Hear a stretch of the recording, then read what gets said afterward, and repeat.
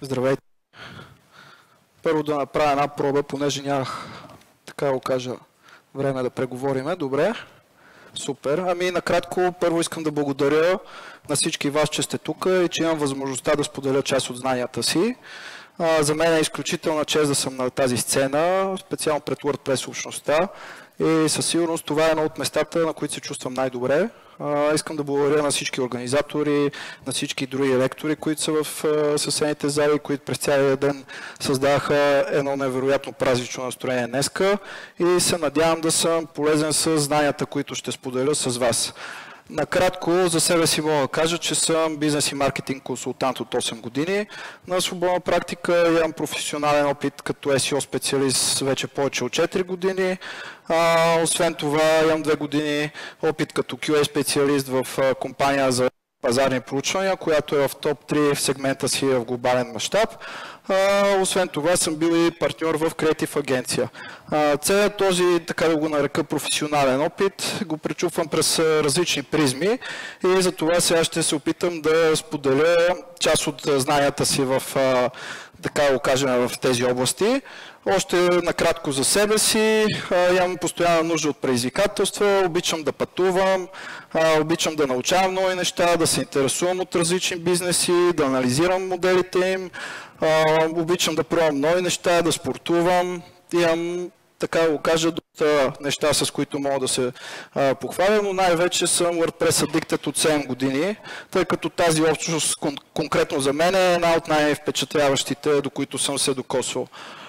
Темата, която ще ви представя е фундаменталната роля на проучванията при изграждането на успешни WordPress сайтове. В най-общи линии ще се опитам да отговоря на част от въпросите, които виждате на този слайд. Защо проучванията са толкова важни, по какъв начин може да ги структурираме, да ги правиме, какво да проучваме, какви са отделните видове проучвания. Съответно ще се опитам да споделя примери от практиката, както и да отговорим на някои от въпросите, които са свързани с процеса на планиране. И по-конкретно да обвържаме всичко с успешното реализиране на успешен WordPress сайт.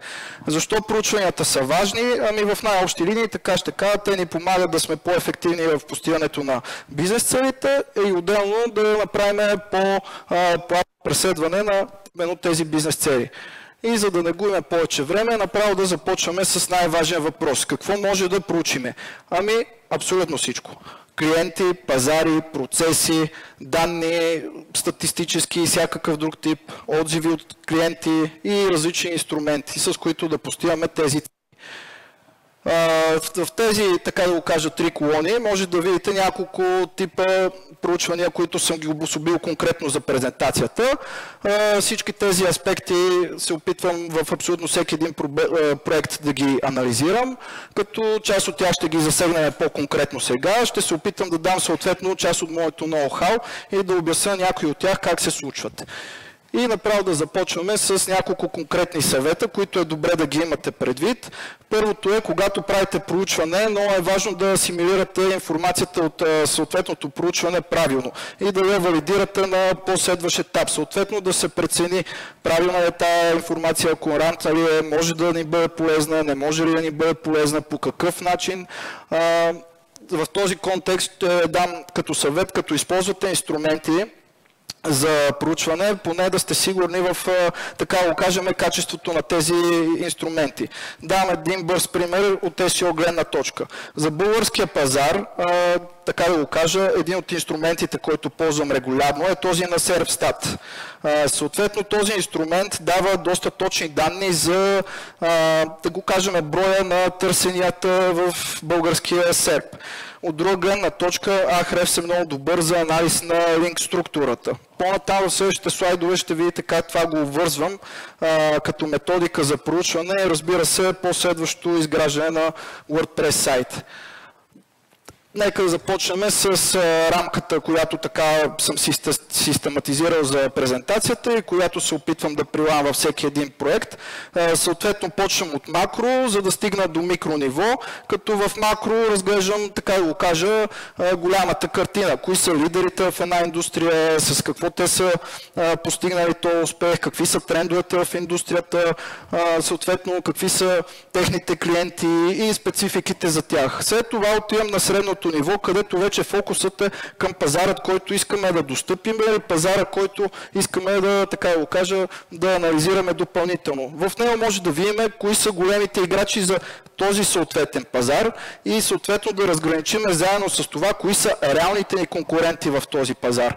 Може да очертаваме, така да го кажа, посоки за анализ на какви са които се случват в този пазар, какви са регулаторите и като цяло клиентите в тази ниша. Накрая стигаме до микрониво, където анализираме потребителите, заедно с техните болки, нужди, потребителския път, който те са свикнали да изминават или предстои да изминат, нали, ако стартираме все пак нов проект или онлайн магазин.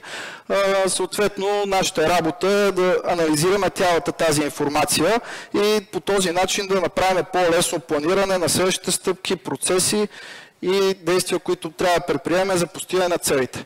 И да започваме с директните примери. В случая виждате една графика, която е извадена от Google Trends. Предполагам, доста от вас са го чували този инструмент. Той може да ни даде генерална информация, как се движи, така го кажем, даден интерес или даден отрасъл и да очертаваме горе-долу някаква конюнктура около всичко това. В случая съм извадил един пример, който може да направи ясна съпоставка между WordPress и Joomla. Виждате, този интервал хваща от 2004 година до днешна дата. И има един период, в който вече се пресичат, така го кажа, трендовете и джумлата, колкото и да не ми харесва да го кажа, почти си умря. От друга гледна точка, за да е по-интересен пример, показвам един конкретен акцент с така наречения изкуствен интелект. Виждате последните няколко години как въпросният AI почва да доминира серпа, съответно има по-голям интерес към него. Това е една интересна ниша, в която те първо ще скалират нещата. Има много вече компании, които се наричат стартъпи, но се оценяват за милиарди. Така че, когато проучвате даден бизнес, моят съвет е да имате ориентир горе-долу какъв е скейла на пазара, до който искате да достигнете. И ето един пример с въпросния инструмент, който споменах по-рано. За примера извадих търсене по ключовата дума лаптоп, като в този пример може да видите какъв е обема осреднен, разбира се, месечни търсения в българския Google, като отделно може да се види цената на клик, в постфактум може да се провери по този начин колко конкурентна е дадена ниша, но това, което може да извлечете тук като ползи е да добиете представа за търсения пазар, горе-долу какви са най-честите търсения, в какъв мащаб могат да достигнат и по този начин да си извадите съответните изводи. Другото, което може да ви помогне, като направите такъв анализ, освен да си изградете семантичен клъстър за съдържанието, което искате да развиете в, да го кажем, вашия блог или бизнес или проект, освен това по този начин може да направите много добър анализ на навигационната структура, която е подходяща за вашият сайт. В този контекст на мисли споделям пак един скриншот от същия тул, където за ключовата дума лаптоп се показват основните конкуренти, които са класирани в, така го кажем, в българския Google. Съответно, в дясно, това, което по-рано не споменах, важно е да се проверяват нещата и ръчно. Колкото и да се опитваме да автоматизираме всичко, поне според мен е важно да правим и ръчни проверки. Това, което аз направих като ръчна проверка е в инкогнито режим да проверя съответната ключова дума и да видя реално кои са първите резултати не спонсорирани, които ще излезнат. В голяма степен нещата се припокриват между двата примера. По този начин може да се получи органичен трафик и съответно от коя страна идва и да се направят много допълнителни прецизни разбивки. В случая този скриншот е от инструмента Ahrefs, който също е, така го кажа, от най-популярните на SEO пазара и това влиза в този контекст, в който имах предвид, че е добре да имате предвид кой инструмент за какво може да ви послужи, доколко релевантна може да е информацията в него и какви данни може да извлечете, които да анализирате постфактум. Например, в проучването за, така да го кажем, за лаптопите, извадих така да го кажа, една примерна структура от мой клиент, за да ви покажа как цялата тази информация може да бъде разбита до структуриране на сайта, до създаване на подходящи и релевантни категории, които, така да го кажа, трафик, но и да обслужват бизнес целите, които предстоят да бъдат постигани и преследвани от вас.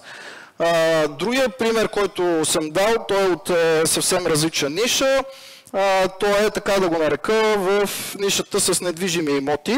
Важно е да се проучи самият, така да го кажа, дизайн тренд. Тъй като всеки бизнес има специфични особености, различен тип потребители, които по различен начин искат да пресяват информация преди да направят покупка. В случая, така да го кажа, аз съм имал 2 клиента, които използват абсолютно еднакви WordPress теми. По този начин може да извадите много ценни изводи горе-долу и какъв дизайн да постигнете. Съответно, може да проучите и функционалностите в даден сайт и оттам да си извадите съответните изводи, които да обособите горе-долу как да си представите продукта, какво стойностно предложение да направите. В случая всичките тези са от един единствен сайт, като можете да видите опция за нюзлетъри, филтриране, купуване с кредитни опции, опция за ревюта, мултиезичност, две валути в случая се използват, странични навигации и още много други. Съответно, може да извадите и изводи какви конкурентни предимства имат конкурентите. Например, безплатна доставка, връщане в определен срок. Ако има конкурентна цена по-ниска от вашата, съответно даден бранд се случва да ви предложи абсолютно същата. Така че за всеки бизнес могат да се измислят конкретни такива USP-та или конкурентни предимства, които да, така да кажа, допринесат за развитието на даден онлайн магазин. Друг пример, може да проучите използваните технологии. В случая съм извадил един правителствен сайт, който използва WordPress. Съответно можете да видите какви плагини има в него, каква контактна форма се използва. Като цяло е добре да е анализ на, така да го кажа, на техническия стак на конкурентите. Така може да изведете изводи какво да приложите при вас и по какъв начин. В случая нещата са показателни, а тула, който се използва в случая е BuildWith. Като стигаме до проучването на потребителите, съм разделил нещата в 2 категории. Проучване на демографските характеристики, които са стандартни във всички проучвания, по възраст, религия, етнос, доходи, образование, месторабота и много други подобни неща. Зависите да си прецените кое ви е важно на вас, за вашия бизнес да проучите. От друга гледна точка може да се проучи поведението на потребителите, като по този начин може да акцентирате на през каква потребителска пътека минават, колко сесии правят, кои страници посещават най-често, колко време стоят на тях, по какъв начин правят интеракции, горе-долу колко време, какви устройства използват и всякакъв такъв тип информация може да ви бъде много полезна. Както на ниво проучване за даден проект, така и анализ на вече текущ. За примера съм споделил няколко скриншота от тула на SimilarWeb, който според мен е един от най-добрите на пазара. За жал с времето става доста по-ограничен от към безплатните функционалности, реално е доста скъп, но поне за мен е доста ценен. В случая взех за пример така да кажа, да представя данни от сайта, който е за конкретното събитие, sofiawordcamp.org. Може да видите броя на месечните визити, усреднения престой, който потребителите извършват в сайта и да анализирате по какъв начин се привлича трафика. В случая около 40% е органичния трафик, така че може да кажем, това си е един добър тренд за SEO-тата. И със сигурност трябва да обръщате внимание за конкретния бизнес, който искате да достъпите, по какъв начин е най-добре да се привлича трафик и да направите такива анализи. Съответно, може да видите същата разбивка, нали, по малко по-конкретизиран начин с, така да го кажем, брой кликове.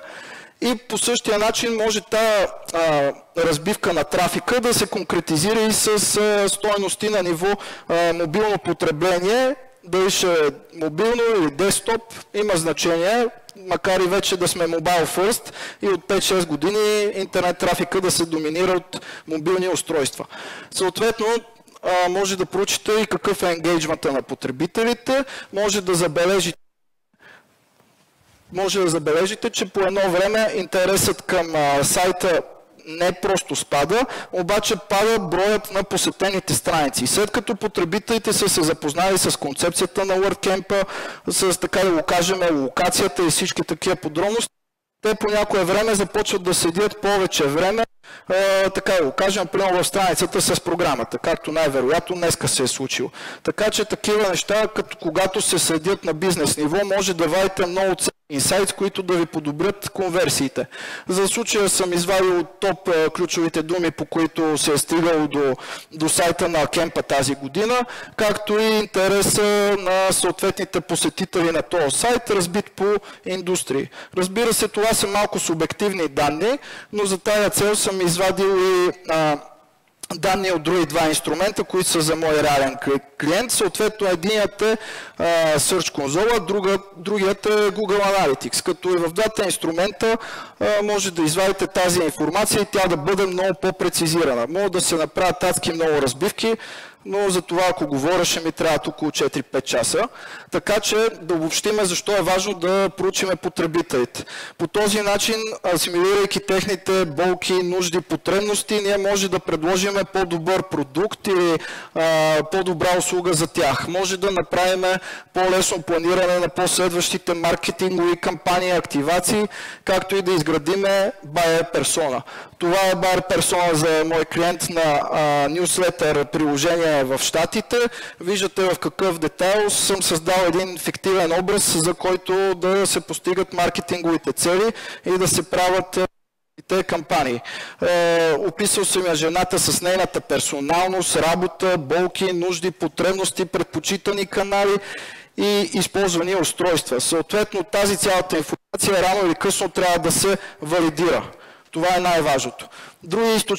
Други източници на информация са статистическите проучвания, академичните публикации, официалните правителствени сайтове и НПО-та, разбира се, социалните мрежи, изкуствения интелект и рубриката "Попитай приятел". За изкуствения интелект конкретно ще кажа, че много зависи от използваните инструменти и начина, по който синтезирате информацията, като за примера на въпроса кога е проведено първото WordPress събитие в България, съм извадил два различни отговора от два различни инструмента. Един е Perplexity, който използвам. Виждате 2000 година е отчетено първото WordPress събитие, като са дадени 5 източника в случая, които потвърждават тази информация. Същият въпрос в друг инструмент, получаваме отговор на български и се дават други източници на информация, които дават същият отговор. На първо място като източник е посочен блогът на един мой добър приятел, който със сигурност се радва в момента, че вижда името си тук.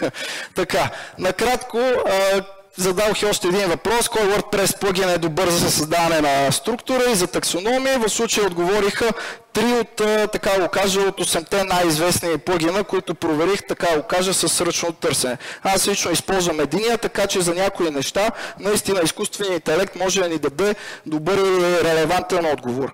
Така, след проучването, все пак да обобщим, може да се избере подходящ домейн, хостинг, който отговаря на нуждите, да изберете тема, която да отговаря на необходимите функционалности, както и да планирате плагините, които може би ще трябва да допълват част от тях.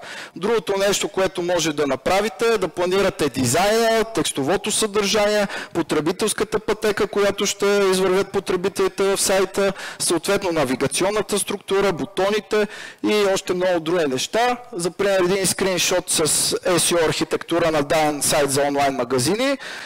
Малко е бейзик, но горе-долу това отговаря в някаква степен на добрите стандарти, които при направените проучвания, ако ги приложите, може да постигнете наистина добри резултати. Друго нещо, ето една потребителска пътека, която показва интеракциите в сайта. Също може да го направите това, нали, на малко по-просто ниво, но на по-сложно споделям един реален пример от практиката за проект, който консултирах, това конкретно е за мобилното приложение и са около 160 скрина с абсолютно всички взаимовръзки и много сложни интеракции от страна на публиката. Така да го кажа. И за финал, тъй като винаги казвам по един цитат след всяка моя презентация, това, което искам да ви предам сега като послание, че няма нищо невъзможно за онзи, който ще опита. С това искам да ви стимулирам да опитвате, да не се отказвате. Когато имате хубава идея, проучете я, но най-важно започнете, действайте и правете това, което ви идва от сърце. Накрая, преди да ви благодаря, миналата година направих едно обявление. Очакваше се да открия личния си сайт за толкова години, откакто го бях свалил. За жалост имах, така да го кажа, лични проблеми от различно естество и това обещание остава неизпълнено. Затова го давам повторно и този път наистина ще го изпълня, така че в началото на 25-та година очаквайте от мене накрая отново да си кача личния сайт и на него ще споделям много ценна информация, надявам се за вас, и конкретно ще е фокусирана в голяма степен и към WordPress обществото. Който иска да се свърже с мене, можете да ме намерите по стандартните канали или най-добре лично се свържете с мене, попитайте ме, докато съм тук, нека си поговориме. Благодаря ви за отделеното внимание, за мен беше удоволствие. Благодаря ти много.